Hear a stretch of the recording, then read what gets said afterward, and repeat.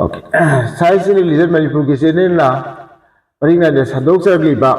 vaigyanic sing gi wafam sing aduga dharma karma gi warol sing asi khare hena kupna naina bai khongjang da khoi na ngasi di dupi oi bising gi pulsi gi matang da naina jaga dori haiba topic asi naina na bagi dawta agi inakta ekoi gi chamber sida lengjin da laibire Srimati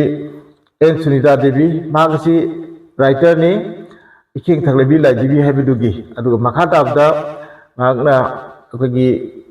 radio drama khasu ahumgumba abda muksu akogi film amagi su mahanga director obigre mathang drengi bi basina ozat ki ismengog bini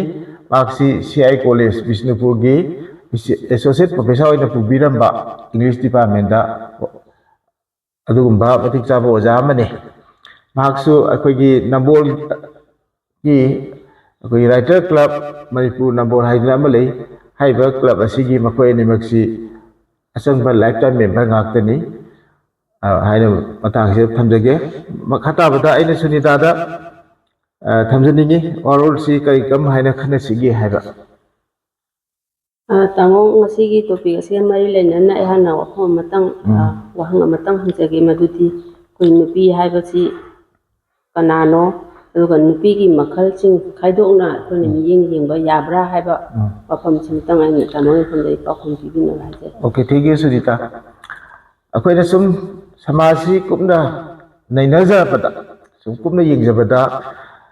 miye besi makhal ahum gumba sudana leme makoi sing adudi nupa besingi kanggup ama aduga mathangda nupi besingi kanggup ama aduga ahum subada amaga su leiri makoi sing adudi English na transgender na khangna pa makoi si nupa gi saruk nupi gi saruk khaka dum yawba adum ba kanglup ba mani aina thamjage aduga makha ta ba muka aina smaila muka thamje nupi oi bisingi matag da ne khoi ngasi khana jaga dori ba si nupi oi bising asi di makoi gi punsi si kha kumna sangma nei na ja ba da saruk ahum thokna nei na ba na kha hena rongcha ga da khajai ha mawta da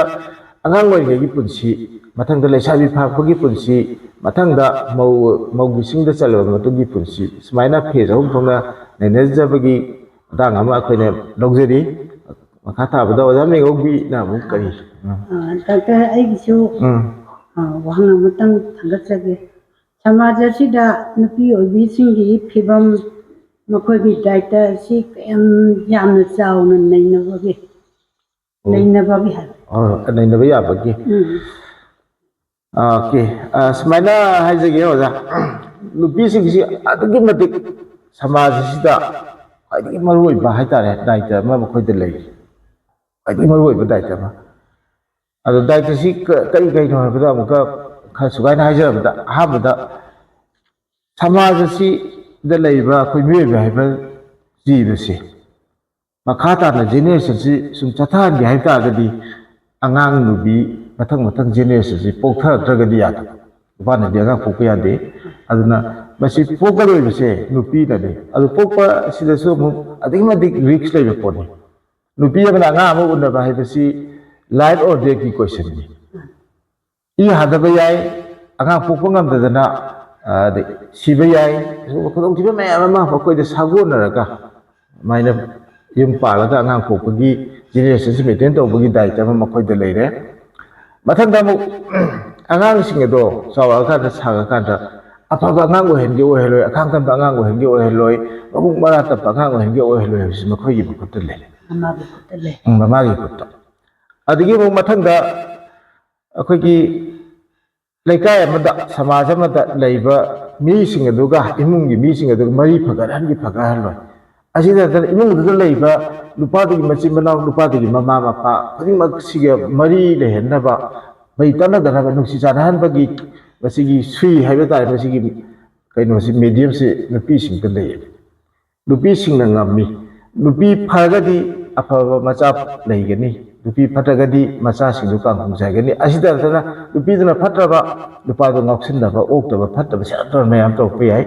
hai ba kun mak si nupi ku khut loina le ko asida na kana akoi ge aphaba matik jawa macha nupa pokpa adugi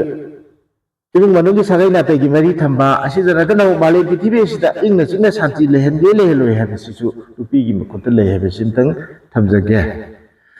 matang gamen sinjage hoi doctor li nishada laichuraba mawa semdo pasu nupi ki khutta thadang yam chaw na lai haijin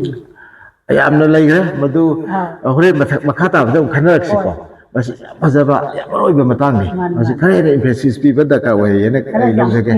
oh samasi ya phabo hendu le mkhoi khutale makha sa khaja koina tamwa amatang ai hangjage madudi nupi oibisinggi punsi ase kharaga henna kupna karamna khanna naina ba yabage haiba gi paukun video asai su pajagi ba pheza hum thokna haibde angang wangi punsi lesabi ba pung phak gi punsi aduga amuksu maugi singda challaba matugi punsi haiba si smai pheza hum thokna khana bagi matang hisda aina muk thamjani angang wangi punsi matang da kitang haijage mayam punamangna akhogi manipur gumba akhoi india gumba lebak tadi angang ahan ba pokda nupara nupi re hana hanni adaida mayam gi idea da mayam gi concept nupa poga di hena phabadawna nupa poga di akhoi imung du santi da ari yam sedal loiba la imda leiba gumna khanaba adu nupi poga di nana la do magida makata da dahale roida sagai du ulab rahibagi wakalo na balei bisina lupa pokok ne hena pamna ba pi poga di bo haisu kaino me ta mi su pok nam ni khang de ame ta lei ta su nate masi lei bisam jang nei ko adu ka lupi we bising si angang we ngai da he pok di hawna sumba khogi resistant mayam ma thengna pasi adu si he pok ni mi ta gi thengna ba ko adi po matung gamong lupi we bising si kamai to ge da kitang mo chawa ga su lupi ma cha sing sina sana khona bada haisu mamana basinga sana bada nupi se pangang khar soli nupa hin khar kalli aduna mana aning ma pam da sana basi nupa sing yei that pi ba yei khai bi ba ma pi mo ma sana la ga zo hera tai san bi ba sum ma am thok pa yai ko sana bo su khai bi ba asi da na ta na bo agang adi le khal si nupa adi adu nupi ma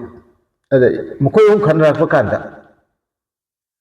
Mama pada nupi bisa tu bisa tu pasal cangbi besi uti. Ayah baru tanda kaitu bagi mana ini nupa bisa singguga hai tanda.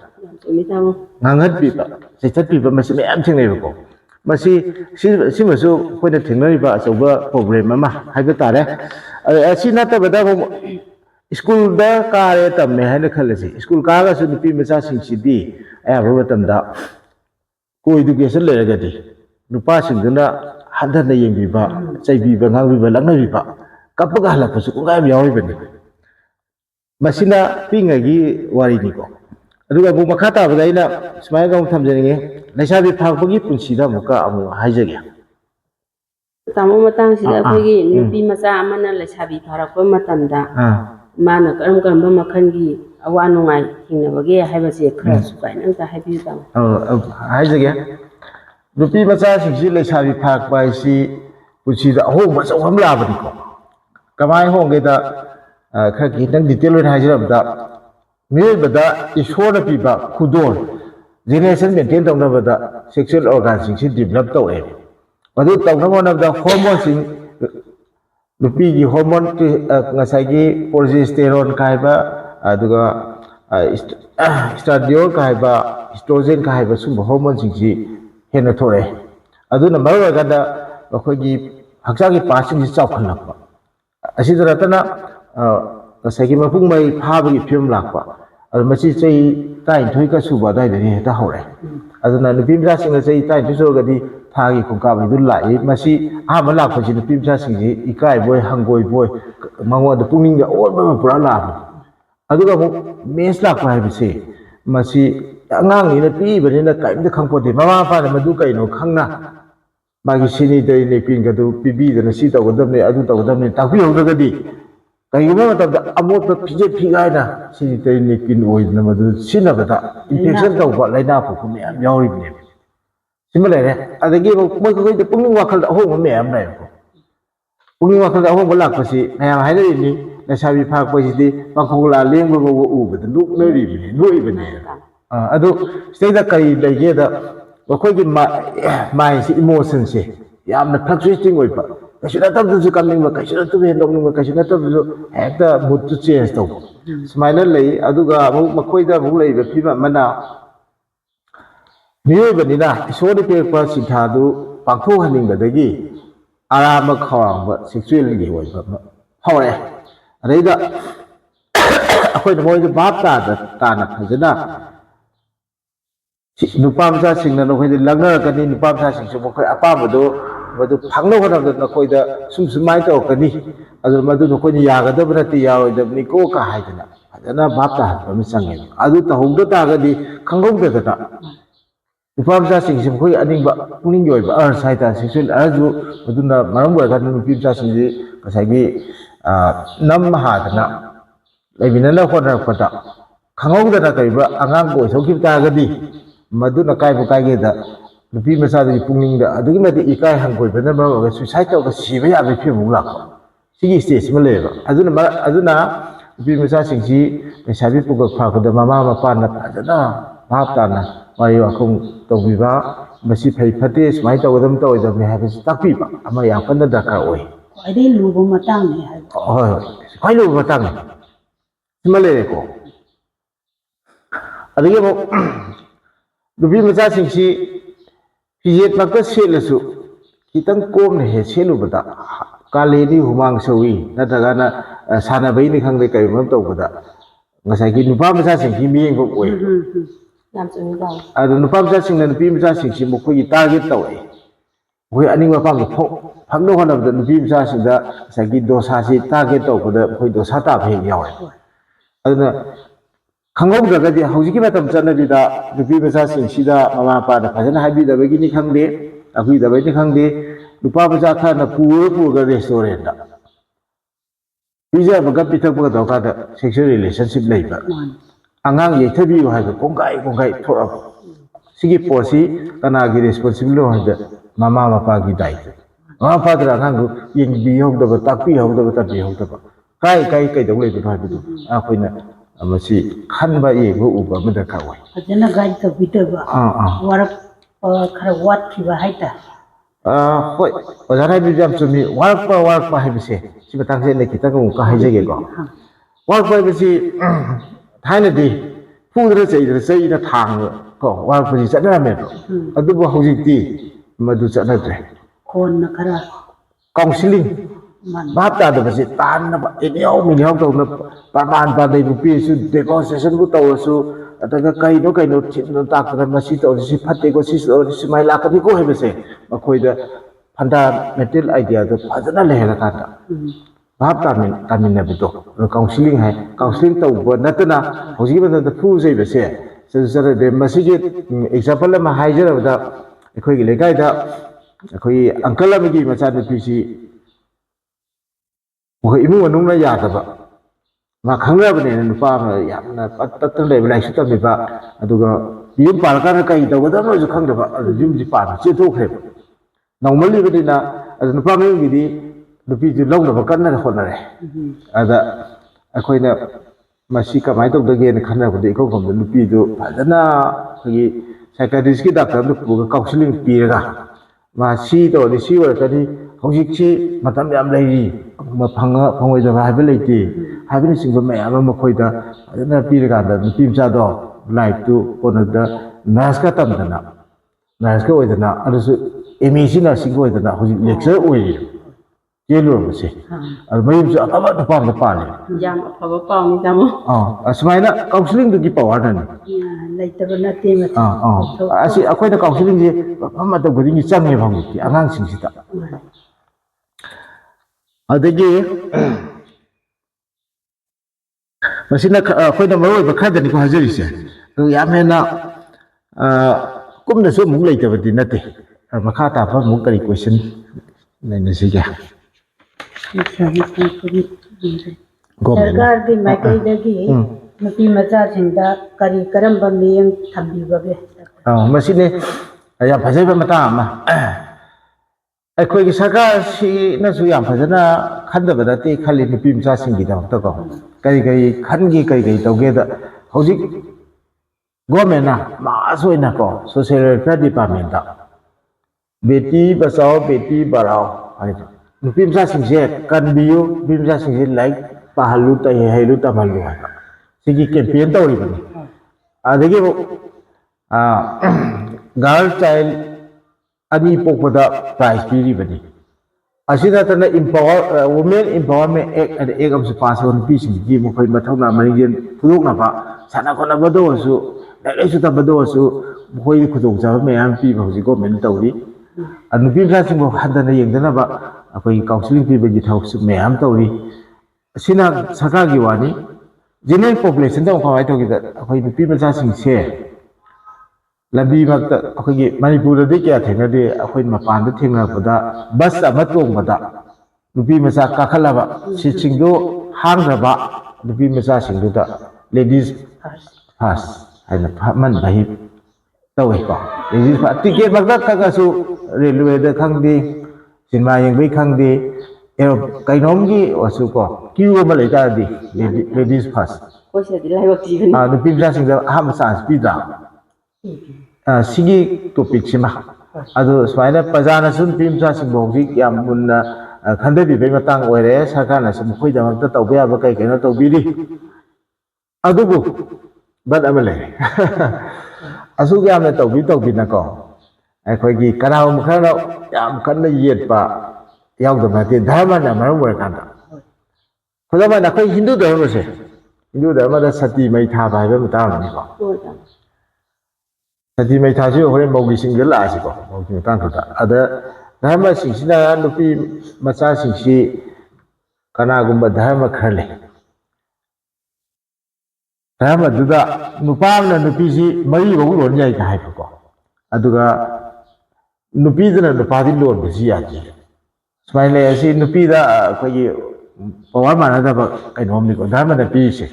ari mong nupi sing si dharma amada mapan thongna lai lai su tamba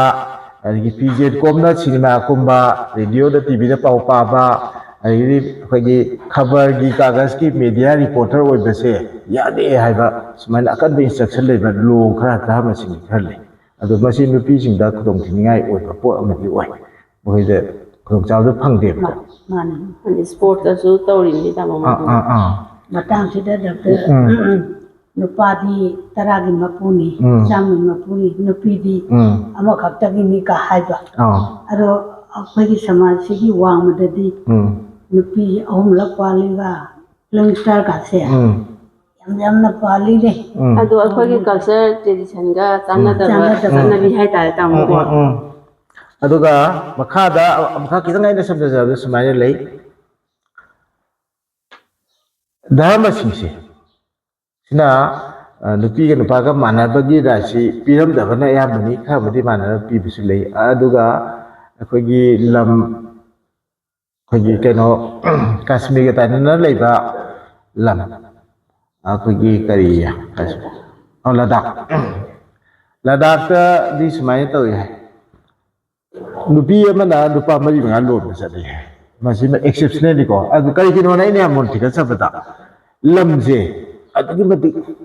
yamna dry le ngoi ba ngamda gi madan un nga ka ba adaida lo siu mafam le ta ba ada chana thangna ba adu khoi gi sa san yoga sa sa du hal sa be phem le aduna yum ji ya paktok sak thok pa ya da du mafam du di imung amana masa nupa mari da manga po ga su nupi mo khoi khuding ni nupi manga thida di yum to nga chana ka yum da da ni chok thora ni ba chak thok na ko nang leibam jabam phak ta ane na khalaga khoi gi chanabi na aya bam pi me nupa manga da mo am ga thi be ai aduna hai ba po si nupi amana nupa manga lo ma chamana da ma ba gi kunti do ba ti yori da ko adai na leiba si mama ngai gi da chana ba chok ti ma du yam han da re hai na hai re ko da da gi wa pham se aduga amuksu khera ba mana aya ba india ge to pa state sing india ge mainland da leiba singgi sana bil smai lei nupi sing se mayum pan ba hai sida kai da depend tau ge da khoi ne ubada di ꯅꯨꯄꯤꯁꯤ ꯃꯁꯛꯇ ꯑꯣꯏꯅ ꯎꯏꯀꯣ ꯃꯁꯛ ꯌꯥꯝ ꯐꯖꯕ ꯅꯨꯄꯤꯗꯨꯒꯤ ꯃꯥꯒꯤ ꯕꯣꯔꯗꯤ ꯋꯥꯠꯂꯔꯣꯏꯅ ꯈꯜꯂꯤ ꯋꯥꯠꯄ꯭ꯔꯥ ꯁꯨꯃꯤꯇꯥ ꯋꯥꯇꯦꯅ ꯂꯧꯕ ꯃꯤꯅꯤꯁꯇꯔꯁꯨ ꯂꯩꯅꯦ ꯍꯧꯖꯤꯛꯇꯤ ꯃꯤꯅꯤꯁꯇꯔ ꯃꯌꯥꯝ ꯅꯨꯄꯤ ꯀꯔꯝꯕ ꯂꯧꯒꯦ ꯃꯤꯅꯤꯁꯇꯔ ꯑꯗꯒꯤ ꯑꯇꯩ ꯑꯣꯐꯤꯁꯥꯔ ꯃꯌꯥꯝꯅꯀꯣ ꯅꯨꯄꯤꯁꯤ ꯍꯥꯟꯅ ꯑꯃ ꯂꯩꯔꯁꯨ ꯃꯁꯛꯄꯨ ꯐꯖꯔꯗꯤ ꯑꯗꯨꯃꯨꯛ ꯂꯧꯅ ꯍꯣꯠꯅꯔꯦꯕꯀꯣ ꯅꯨꯄꯤ ꯂꯣꯟꯕꯒꯤ ꯕꯤꯁꯤꯃ ꯍꯧꯖꯤꯛ ꯀꯟꯅ ꯆꯠꯅꯔꯦ ꯑꯩꯈꯣꯏ ꯁ꯭ꯋꯥꯏꯗ ꯍꯥꯟꯅꯒꯤꯗꯣ ꯈꯔ ꯃꯇꯤꯛ ꯆꯥꯍꯧꯗꯕ ꯍꯥꯏꯇꯥꯔꯦ ꯃꯁꯤ ꯃꯇꯥꯡꯗ ꯑꯩꯅ ꯁꯨꯃꯥꯏꯅ ꯈꯤꯇꯪ ꯌꯥꯕꯣꯔꯦꯜꯂꯤ ꯑꯩ ꯍꯥꯏꯖꯅꯤꯡꯕꯁꯦ ꯅꯨꯄꯥꯁꯤꯡꯁꯤꯅ ꯅꯨꯄꯤꯁꯤ ꯀꯃꯥꯏꯅ ꯈꯟꯒꯦ ꯍꯥꯏꯕꯗꯣ ꯅꯨꯄꯤꯁꯤꯡꯁꯤ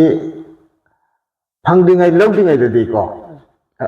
ꯌꯥꯝ ꯐꯖꯕ ꯅꯨꯄꯤꯗꯣ ꯃꯥꯅ ꯍꯥꯏꯔꯨꯕ ꯌꯥꯗꯕꯗ ꯅꯨꯄꯥꯗ ꯅꯨꯄꯤꯗꯨꯒꯤꯗꯃꯛꯇ ꯁꯤꯅꯕ ꯁꯨꯏꯁꯥꯏꯗ ꯇꯧꯅꯕ ꯍꯣꯠꯅꯕ ꯑꯗꯨ ꯐꯪꯉꯒ ꯃꯌꯨꯝ ꯕꯦꯜ ꯂꯩꯔꯀꯥꯟꯗꯗꯤ ꯃꯔꯨ ꯃꯌꯥꯏ ꯄꯨꯡꯆꯝ ꯆꯝꯈꯤꯗꯅ ꯀꯨꯏꯔꯀꯥꯟꯗꯗꯤ ꯅꯨꯄꯤ ꯑꯃꯃꯨꯛ ꯊꯤꯅꯤꯡꯉꯛꯄ ꯍꯥꯏꯗꯤ ꯃꯁꯤ ꯃꯨꯟꯅ ꯈꯜꯂꯒꯗꯤ ꯑꯃꯨꯛ ꯅꯨꯄꯥꯅ ꯅꯨꯄꯤꯁꯤ ꯀꯥ ꯑꯃꯒꯨꯝꯅ ꯈꯟꯕ꯭ꯔꯥ ꯍꯥꯏꯅ ꯋꯥꯔꯤ ꯑꯃꯀꯣ ꯃꯔꯝꯗꯤ ꯀꯥ ꯍꯥꯏꯁꯤ ꯍꯟꯇꯤꯡꯍꯜꯂꯤꯉꯩꯗꯤ ꯁꯣꯝꯗ ꯌꯥꯝ ꯄꯥꯝꯅ ꯂꯧꯔꯒ ꯇꯣꯡꯅ ꯊꯧꯅꯔꯅꯦꯕ ꯑꯗꯨꯅ ꯃꯜꯂꯀꯥꯟꯗꯗꯤ ꯃꯤꯒꯤ ꯇꯣꯡꯉꯤꯕ ꯑꯍꯟꯕ ꯀꯥ ꯐꯖꯕꯗꯣ ꯄꯥꯝꯃꯦ ꯁꯤꯒꯤ ꯄꯣꯠꯁꯤ ꯁꯥꯏꯀꯣꯂꯣꯖꯤꯁꯦ ꯑꯩꯈꯣꯏ ꯃꯤꯑꯣꯏꯕꯁꯤꯡꯗ ꯅꯨꯄꯥ ꯃꯔꯛꯇ ꯂꯩ ꯍꯥꯏꯕꯁꯤꯃ ꯑꯩꯒꯤ ꯃꯣꯠ ꯃꯆꯥ ꯑꯃꯅꯤꯀꯣ ꯑꯗꯣ ꯇꯥꯃꯣ ꯑꯩꯗꯤ ꯃꯇꯥꯡꯁꯦ ꯋꯥꯐꯝ ꯑꯃꯇꯪ ꯍꯥꯏꯖꯅꯤꯡꯉꯤ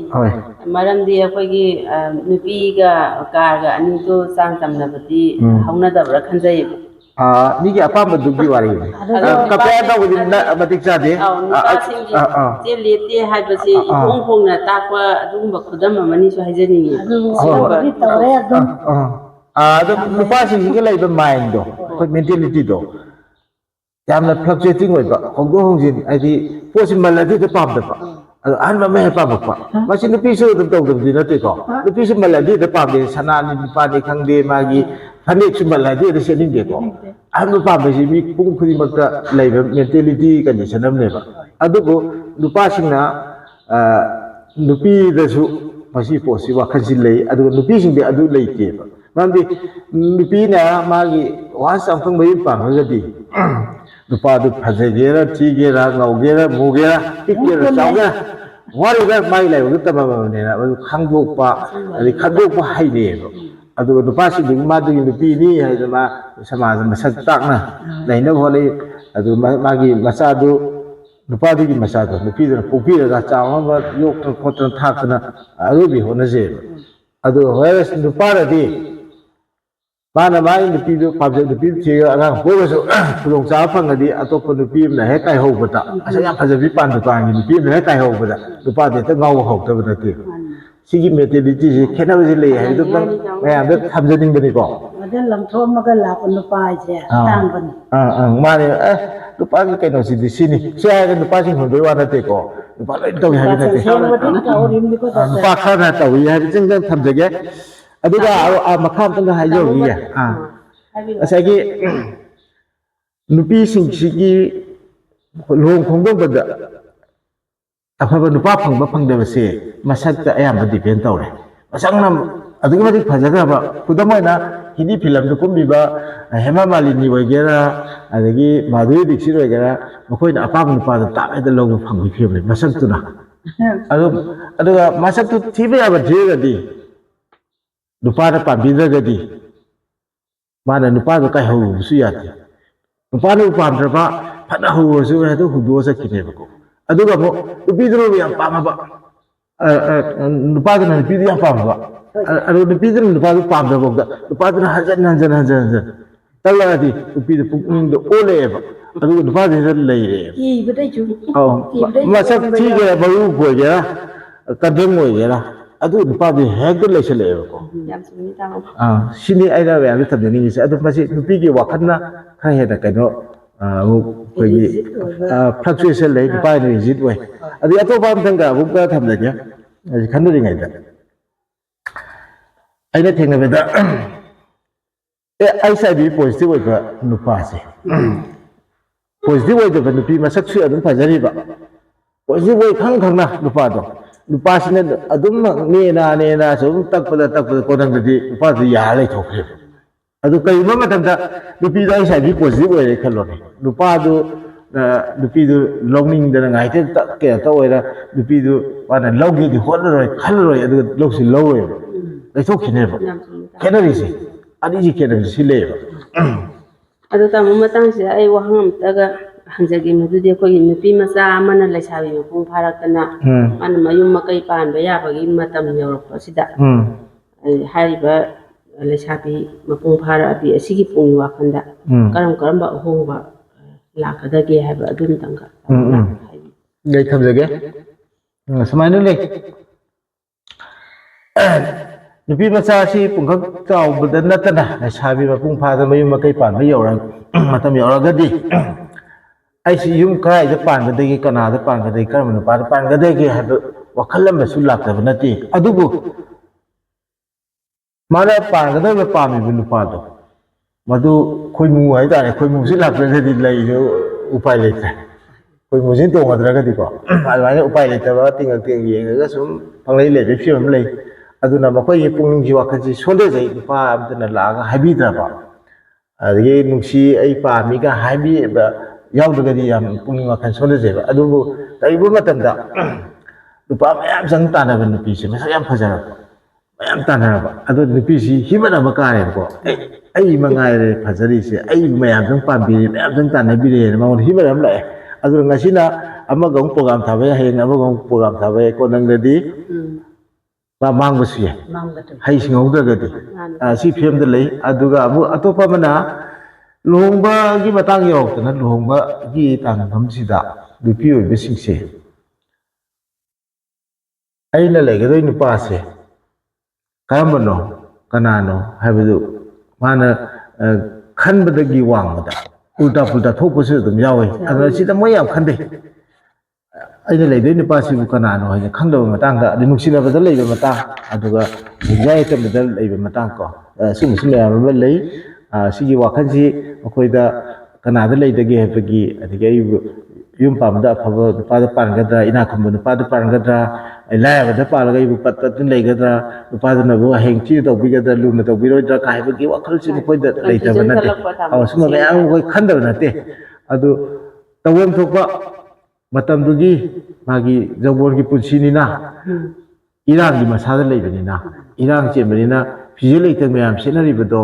ꯃꯥꯏꯗ ꯃꯦꯀꯞ ꯇꯧꯗꯅ ꯐꯤꯖꯦ ꯂꯩꯇꯦꯡ ꯃꯌꯥꯝ ꯁꯦꯠꯅꯔꯤꯕ ꯁꯦꯠ ꯆꯥꯗꯅ ꯆꯠꯊꯣꯛ ꯈꯣꯠꯇꯣꯛꯇꯅ ꯑꯦꯇ꯭ꯔꯦꯛꯁꯟ ꯇꯧꯕ ꯌꯥꯕꯒꯤ ꯀꯟꯗꯤꯁꯟ ꯑꯃꯗ ꯈꯟꯅꯩ ꯑꯗꯨꯅ ꯅꯨꯄꯤꯅ ꯀꯩꯒꯤꯗꯃꯛꯇ ꯑꯉꯥꯡꯕ ꯃꯆꯨꯒꯤ ꯐꯤꯔꯣꯜ ꯌꯥꯝ ꯄꯥꯝꯃꯤꯕꯅꯣ ꯑꯁꯪꯕ ꯄꯥꯝꯃꯤꯕꯅꯣ ꯍꯥꯏꯕꯁꯤꯒꯤ ꯃꯔꯝꯁꯦ ꯑꯦꯇ꯭ꯔꯦꯛꯁꯟ ꯇꯧꯕꯒꯤ ꯂꯩꯅ ꯀꯩ ꯉꯥꯡꯉꯤꯕꯅꯣ ꯉꯧꯔꯤꯕꯅꯣ ꯁꯪꯉꯤꯕꯅꯣ ꯃꯆꯨꯁꯦ ꯌꯥꯝ ꯀ꯭ꯂꯤꯌꯥꯔ ꯑꯣꯏꯅ ꯗꯤꯐ꯭ꯔꯦꯟꯂꯤ ꯂꯩꯔꯤꯁꯦ four the attraction of the B ꯍꯥꯏꯕ ꯇꯥꯔꯦ ꯈꯣꯏꯗꯨꯕꯨ ꯑꯦꯇ꯭ꯔꯦꯛꯁꯟ ꯇꯧꯕꯩꯅꯦꯕꯀꯣ ꯑꯗꯨꯃꯥꯏꯅ ꯅꯨꯄꯤꯒꯤꯁꯨ ꯐꯤꯖꯦꯠ ꯂꯩꯇꯦꯡ ꯅꯥꯜꯂꯤꯕ ꯃꯦꯀꯞ ꯇꯧꯔꯤꯕ ꯑꯗꯒꯤ ꯃꯈꯟ ꯃꯈꯟ ꯆꯦꯜꯂꯤꯕ ꯄꯨꯝꯅꯃꯛꯁꯤ ꯑꯩꯈꯣꯏꯒꯤ ꯄꯥꯈꯪꯁꯤꯡꯕꯨ ꯑꯦꯇ꯭ꯔꯦꯛꯁꯟ ꯇꯧꯅꯕꯒꯤ ꯃꯔꯝ ꯑꯃꯅꯤ ꯍꯥꯏꯕꯁꯤ ꯑꯍꯦꯟꯕ ꯇꯥꯟꯕꯩ ꯋꯥ ꯅꯠꯇꯦ ꯑꯦꯇ꯭ꯔꯦꯛꯁꯟ ꯇꯧꯕꯒꯤꯅꯤ ꯃꯦꯟꯂꯤ ꯑꯗꯨꯒ ꯌꯨꯝ ꯄꯥꯜꯂꯀꯥꯟꯗ ꯑꯃꯨꯛ ꯀꯦꯕ ꯃꯧꯕ ꯀꯟꯅ ꯇꯧꯔꯤꯁꯤꯅ ꯏꯖꯠꯅꯤ ꯅꯨꯄꯥꯗꯨꯒꯤ ꯏꯖꯠ ꯏꯃꯨꯡꯗꯨꯒꯤ ꯏꯖꯠꯅꯤ ꯑꯩꯒꯤ ꯏꯃꯨꯡꯁꯤ ꯂꯩꯇ ꯂꯥꯏꯔꯦ ꯍꯥꯏꯕꯗꯨ ꯎꯠꯇꯅꯕ ꯏꯖꯠꯀꯤ ꯋꯥꯐꯝꯅꯤ ꯑꯩ ꯃꯉꯣꯟꯗ ꯍꯦꯟꯒꯦ ꯑꯩ ꯃꯟꯇ꯭ꯔꯤꯒꯤ ꯅꯨꯄꯤꯗꯨꯗ ꯍꯦꯟꯒꯦ ꯍꯥꯏꯕꯒꯤ ꯋꯥꯈꯜ ꯅꯠꯇꯦꯕ ꯏꯃꯨꯡꯗꯨꯒꯤ ꯏꯖꯠ ꯉꯥꯛꯏꯕꯅꯦꯕ ꯐꯔꯦ ꯃꯈꯥ ꯊꯣꯛꯂꯤꯕ ꯏꯔꯥꯡ ꯃꯌꯥꯝ ꯑꯁꯤꯗ ꯅꯨꯄꯤ ꯑꯣꯏꯕꯤꯁꯤꯡꯅ ꯊꯋꯥꯏ ꯈꯨꯕꯥꯛꯇ ꯍꯥꯞꯇꯨꯅ ꯈꯣꯡꯖꯪ ꯃꯌꯥꯝ ꯑꯃ ꯆꯪꯁꯤꯟꯅꯔꯤꯕꯁꯤ ꯀꯔꯝꯅ ꯅꯩꯅꯕ ꯌꯥꯕꯒꯦ ꯗꯣꯛꯇꯔ ꯁꯤ ꯃꯇꯝꯗ ꯃꯁꯤ ꯍꯧꯖꯤꯛ ꯍꯧꯖꯤꯛ ꯀꯔꯦꯟ ꯇꯣꯄꯤꯛ ꯍꯥꯏꯇꯥꯔꯦ ꯍꯧꯖꯤꯛ ꯍꯧꯖꯤꯛ ꯃꯅꯤꯄꯨꯔꯗ ꯀꯟꯅ ꯆꯠꯅꯔꯤꯕ ꯇꯣꯄꯤꯛ ꯑꯃꯅꯤ ꯃꯁꯤ ꯁꯨꯃꯥꯏꯅ ꯍꯥꯏꯖꯒꯦ ꯁꯃꯥꯖꯁꯤ ꯌꯥꯝ ꯃꯨꯟꯅ ꯌꯦꯡꯖꯔꯤ ꯑꯩꯅ ꯃꯊꯛꯇꯒꯤ ꯃꯊꯛꯇꯒꯤ ꯑꯦꯔꯣꯄ꯭ꯂꯦꯟꯗ ꯌꯦꯡꯒꯨꯝ ꯌꯦꯡꯖꯔꯤꯅꯤꯀꯣ ꯃꯌꯥꯝ ꯄꯨꯝꯅꯃꯛ ꯍꯧ ꯍꯧ ꯇꯧꯗꯅ ꯅꯨꯄꯤ ꯃꯩꯔꯥ ꯄꯥꯏꯕꯤ ꯃꯌꯥꯝ ꯑꯃ ꯊꯣꯛꯇꯅ ꯈꯣꯡꯖꯪ ꯆꯪꯁꯤꯟꯗꯅ ꯑꯗꯒꯤ ꯙꯔꯅꯥ ꯇꯧꯗꯅ ꯑꯗꯒꯤ ꯆꯦꯟꯗꯅ ꯈꯣꯠꯇꯅ ꯁꯤꯐꯥꯏ ꯊꯦꯡꯅꯔꯤ ꯑꯗꯒꯤ ꯂꯥꯜꯍꯧꯕ ꯃꯌꯥꯝ ꯈꯪꯗꯦ ꯑꯃꯈꯪꯗꯦ ꯂꯣꯏ ꯊꯦꯡꯅꯔꯤꯕꯀꯣ ꯑꯗꯨꯒ ꯑꯩꯅ ꯃꯔꯛꯇ ꯏꯟꯇꯔꯦꯞꯁꯟ ꯑꯝꯇꯪ ꯃꯌꯥꯝꯗ ꯍꯥꯏꯖꯅꯤꯡꯉꯤꯁꯤꯅꯤ ꯌꯥꯝ ꯐꯩ ꯇꯧꯒꯗꯕꯅꯤ ꯇꯧꯕꯤꯌꯨ ꯇꯧꯔꯕꯁꯨ ꯑꯁꯣꯏꯕ ꯑꯃꯗꯤ ꯌꯥꯎꯔꯤꯕ ꯀꯔꯤꯅꯣ ꯍꯥꯏꯗ ꯂꯩꯕꯥꯛꯀꯤ ꯃꯄꯤ ꯃꯄꯥ ꯑꯣꯏꯔꯤꯕ ꯆꯤꯐ ꯃꯤꯅꯤꯁꯇꯔ ꯑꯃꯕꯨ ꯍꯦꯛꯇꯀꯣ ꯁꯤꯗꯕ ꯌꯥꯕ ꯁꯤꯗꯔꯁꯦ ꯃꯁꯤꯗꯤ ꯑꯩꯈꯣꯏ ꯊꯥꯏꯅ ꯅꯤꯡꯊꯧ ꯄꯥꯜꯂꯤꯉꯩꯅꯦꯅ ꯈꯜꯂꯁꯦ ꯅꯤꯡꯊꯧ ꯍꯤꯡꯉꯔꯣꯏ ꯇꯥꯃꯣ ꯍꯤꯡꯕ ꯍꯤꯡꯗꯕ ꯇꯣꯛꯀꯥꯟꯗ ꯑꯩꯒꯤ ꯂꯩꯕꯥꯛꯀꯤ ꯅꯤꯡꯊꯧꯁꯤꯗꯤ ꯁꯅꯨꯈꯥ ꯍꯥꯏꯔꯤꯅꯦꯕ ꯁꯅꯥ ꯏꯕꯨꯡꯉꯣ ꯍꯥꯏꯔꯤꯅꯦꯕ ꯔꯦꯁꯄꯦꯛ ꯇꯧꯔꯤꯅꯦꯕ ꯃꯥꯅ ꯂꯩꯕꯥꯛꯁꯤ ꯃꯄꯨꯅꯤ ꯃꯄꯤ ꯃꯄꯥꯅꯤ ꯃꯥꯅ ꯍꯥꯏꯕꯗꯨ ꯃꯌꯥꯝ ꯏꯟꯂꯒ ꯆꯠꯂꯤꯕꯅꯤ ꯑꯗꯨꯃꯥꯏꯅ ꯇꯧꯗꯅ ꯂꯩꯕꯥꯛꯇꯨ ꯁꯥꯊꯤꯔꯦ ꯑꯗꯨꯅ ꯅꯤꯡꯊꯧꯗꯨꯕꯨ ꯑꯃꯅ ꯁꯨꯝ ꯍꯨꯜꯂ ꯉꯥꯡꯕꯤ ꯑꯃꯅ ꯁꯥꯏ ꯍꯨꯜꯂꯤ ꯐꯩꯒ ꯐꯠꯇꯦꯒ ꯃꯥꯗꯩꯗꯨ ꯂꯥꯜꯂꯤꯒ ꯆꯨꯝꯃꯤꯒ ꯍꯥꯏꯅ ꯁꯨꯝ ꯍꯨꯜꯂꯒ ꯁꯨꯝ ꯉꯥꯡꯗꯅ ꯁꯨꯝ ꯇꯧꯔꯒꯗꯤ ꯃꯁꯤ ꯎꯁꯤꯠ ꯊꯑꯣꯏꯗꯕꯒꯤ ꯃꯈꯜ ꯑꯃꯅꯤ ꯑꯗꯨ ꯃꯊꯛꯇ ꯂꯝꯆꯠ ꯕꯦꯕꯥꯔ ꯌꯥꯎꯗꯕꯅꯤ ꯑꯗꯨ ꯃꯊꯛꯇ ꯑꯩꯒꯤ ꯂꯩꯕꯥꯛꯀꯤ ꯃꯄꯨ ꯍꯥꯏꯕꯁꯤꯗꯤ ꯏꯃꯥ ꯏꯄꯥꯒꯨꯝꯕꯅꯦꯕ ꯑꯩꯒꯤ ꯏꯃꯥ ꯏꯄꯥꯕꯨ ꯌꯥꯝ ꯊꯤꯅ ꯍꯨꯜꯂꯒ ꯆꯩꯔ ꯉꯥꯡꯕꯁꯦ ꯃꯁꯤꯃꯗꯤ ꯇꯧꯍꯟꯖꯅꯤꯡꯗꯦ ꯀꯔꯤꯒꯤꯅꯣꯗ ꯉꯥꯡꯉꯦꯁꯨ ꯉꯥꯡꯕꯤꯌꯨ ꯑꯗꯨꯕꯨ ꯕꯦꯕꯥꯔꯗꯤ ꯂꯩꯅ ꯉꯥꯡꯕꯤꯌꯨ ꯍꯦꯛꯇ ꯍꯤꯡꯆꯥꯏ ꯌꯥꯏꯇꯝꯕꯤꯗꯧꯅ ꯆꯣꯡꯊꯣꯛꯑꯒ ꯍꯦꯛꯇ ꯑꯔꯩꯕꯤꯗ ꯃꯥꯒꯤ ꯂꯩꯕꯥꯛꯇꯨꯒꯤ ꯃꯄꯨꯕꯨ ꯉꯥꯡꯅ ꯆꯩꯅ ꯇꯧ ꯇꯥꯔꯒꯗꯤ ꯃꯥꯒꯤ ꯏꯃꯨꯡ ꯃꯅꯨꯡꯗꯣ ꯀꯃꯥꯏꯅ ꯇꯧꯔꯝꯕꯒꯦ ꯍꯥꯏꯕ ꯋꯥꯈꯜ ꯑꯃ ꯂꯥꯛꯑꯦ ꯃꯥꯅ ꯂꯩꯕꯥꯛꯀꯤ ꯃꯄꯨꯕꯨ ꯆꯩꯗ ꯊꯥꯡꯅ ꯉꯥꯡ ꯉꯝꯃꯤꯗꯨꯅꯗꯤ ꯃꯥꯒꯤ ꯏꯃꯨꯡꯒꯤ ꯅꯨꯄꯥꯗꯨ ꯀꯃꯥꯏꯅ ꯉꯥꯡꯉꯝꯒꯗꯒꯦ ꯀꯃꯥꯏꯅ ꯂꯣꯏꯅꯔꯝꯒꯗꯒꯦ ꯃꯆꯥ ꯀꯃꯥꯏꯅ ꯂꯣꯏꯅꯔꯝꯒꯗꯒꯦ ꯍꯥꯏꯕ ꯋꯥꯈꯜꯗ ꯑꯃ ꯂꯥꯛꯆꯩꯕꯀꯣ ꯁꯤꯅ ꯑꯩꯅ ꯃꯌꯥꯝ ꯊꯝꯖꯔꯤꯁꯤ ꯇꯧꯕꯤꯌꯨ ꯃꯌꯥꯝ ꯄꯨꯝꯅꯃꯛꯅ ꯑꯗꯨꯝ ꯙꯥꯔꯥ ꯇꯧꯕꯤꯌꯨ ꯈꯣꯡꯖꯪ ꯆꯪꯁꯤꯟꯕꯤꯌꯨ ꯂꯩꯕꯥꯛꯀꯤ ꯁꯦꯕꯥ ꯇꯧꯕꯤꯌꯨ ꯂꯩꯕꯥꯛꯀꯤ ꯈꯟꯕꯤꯌꯨ ꯑꯗꯨ ꯕꯦꯕꯥꯔ ꯍꯥꯏꯕ ꯗꯤꯁꯤꯄ꯭ꯂꯤꯟ ꯍꯥꯏꯕ ꯊꯛꯁꯤ ꯈꯥꯁꯤ ꯍꯥꯏꯕꯁꯦ ꯁꯤꯗꯤ ꯃꯦꯟꯇꯦꯟ ꯇꯧꯁꯤꯕ ꯅꯠꯇ꯭ꯔꯒꯗꯤ ꯑꯩꯈꯣꯏ ꯃꯁꯦꯟꯁꯦ ꯑꯃꯅ ꯑꯃꯕꯨ ꯅꯨꯡꯁꯤꯅꯗꯕꯒꯤ ꯆꯥꯡꯁꯦ ꯅꯣꯡ ꯍꯦꯟꯒꯠꯂꯛꯇꯅ ꯑꯩꯈꯣꯏ ꯃꯅꯤꯄꯨꯔꯗ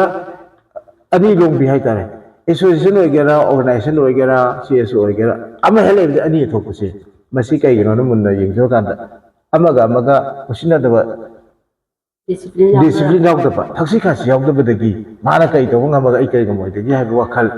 ꯃꯥꯅ ꯇꯧꯔꯤꯗꯣ ꯌꯥꯝ ꯐꯔꯦ ꯃꯇꯨꯡ ꯏꯜꯂꯒ ꯑꯩꯈꯣꯏ ꯇꯧꯃꯤꯟꯅꯒꯦ ꯃꯥꯅ ꯇꯧꯔꯤꯗꯣ ꯁꯣꯏꯔꯦ ꯑꯩ ꯁꯤꯝꯇꯪ ꯍꯪꯒꯠꯆꯔꯤ ꯁꯤꯇꯪ ꯆꯨꯝꯊꯣꯛꯃꯤꯟꯅꯁꯤꯀꯣ ꯍꯥꯏꯕ ꯋꯥꯐꯝꯁꯦ ꯑꯝꯇ ꯊꯝꯗꯕꯤꯗ ꯍꯦꯛꯇ ꯑꯩꯈꯣꯏꯁꯨ ꯉꯝꯃꯤꯅꯦꯅ ꯎꯠꯅꯕꯒꯤ ꯈꯣꯡꯊꯥꯡ ꯑꯃ ꯂꯥꯛꯄꯁꯤꯅ ꯂꯥꯁꯇ ꯏꯀꯣꯟ ꯀꯣꯟꯕꯗ ꯑꯩꯈꯣꯏ ꯂꯩꯕꯥꯛꯁꯦ ꯃꯆꯣꯏ ꯇꯥꯕ ꯀꯥꯏꯅꯕꯒꯤ ꯃꯆꯥ ꯑꯃ ꯑꯣꯏꯔꯅꯤ ꯌꯨꯅꯤꯇꯤ ꯂꯩꯇ꯭ꯔꯒꯗꯤ ꯀꯅꯥꯅ ꯑꯩꯈꯣꯏꯕꯨ ꯎꯁꯤꯠꯄꯤꯗꯣꯏꯅꯣ ꯑꯩꯒꯤ ꯂꯩꯕꯥꯛꯀꯤ ꯅꯤꯡꯊꯧꯒꯤ ꯑꯣꯏꯔꯤꯕ ꯃꯄꯤ ꯃꯄꯥꯗꯨꯕꯨ ꯎꯁꯤꯠꯇꯅ ꯑꯩꯈꯣꯏꯅ ꯈꯣꯡꯒꯣꯏꯅꯔꯕ ꯑꯩꯈꯣꯏ ꯃꯥꯕꯨ ꯊꯤꯟ ꯆꯩꯔꯕ ꯑꯇꯣꯞꯄ ꯀꯅꯥ ꯂꯥꯛꯑꯒ ꯎꯁꯤꯠꯄꯤꯗꯣꯏꯅꯣ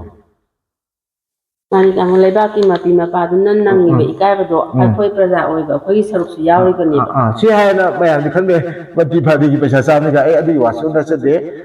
ꯃꯣꯏ ꯀꯅꯥꯅꯣ ꯀꯔꯤꯅꯣ ꯀꯔꯤꯝ ꯈꯪꯖꯗꯦ ꯈꯪꯅꯗꯦ ꯈꯪꯖꯗꯦ ꯑꯗꯨ ꯇꯧꯕꯇꯕꯨ ꯄꯨꯂꯞ ꯃꯊꯛꯇꯒꯤ ꯌꯦꯡꯊꯔꯛꯄꯗ ꯑꯩꯒꯤ ꯏꯃꯥ ꯏꯄꯥꯒꯤꯕꯨ ꯑꯩꯅ ꯊꯤꯅ ꯉꯥꯡꯖꯩꯑꯕ ꯑꯇꯣꯞꯄ ꯃꯤꯅ ꯑꯩꯕꯨ ꯀꯔꯤꯅꯦ ꯈꯟꯅꯤ ꯏꯃꯥ ꯏꯄꯥꯗꯨꯕꯨ ꯀꯔꯤꯅꯦ ꯈꯟꯗꯒꯦꯕ ꯁꯤ ꯃꯇꯥꯡ ꯊꯝꯖꯔꯒ ꯑꯍꯥꯟꯕ ꯑꯦꯄꯤꯁꯣꯗꯁꯤꯃꯗꯤ ꯂꯣꯏꯁꯤꯟꯖꯔꯦ ꯄꯨꯝꯅꯃꯛꯄꯨ ꯑꯃꯨꯛꯀ ꯍꯟꯅ ꯗꯥꯛꯇꯔ ꯅꯕꯀꯤꯁꯣꯔꯅ ꯑꯦꯟ ꯁꯨꯅꯤꯇꯥꯅ ꯀꯦ.ꯑꯦꯁ. ꯃꯦꯃꯣꯕꯤꯅ ꯈꯨꯔꯨꯝꯖꯔꯤ